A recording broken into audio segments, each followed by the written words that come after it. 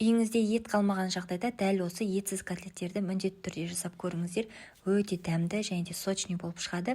Ең бірінші картошкамыз бен гречкамызды осылай суға пісіріп аламыз.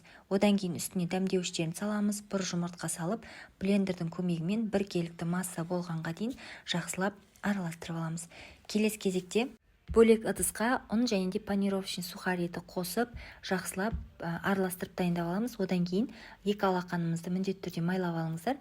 Содан соң котлетіміздің формасын шығаруға кірісеміз.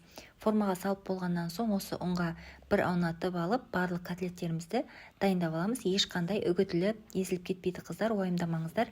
Барлығын дайындап болғаннан соң котлеттерімізді қуыруға кірісеміз.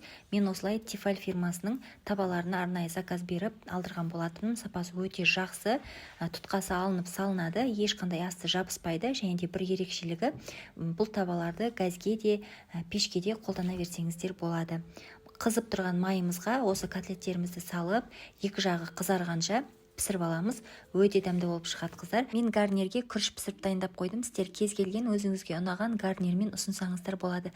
Осымен тағамыз дайын. Рецепт пайдалы болған болса, лайк басып сақтап алыңыздар. Ас болсын.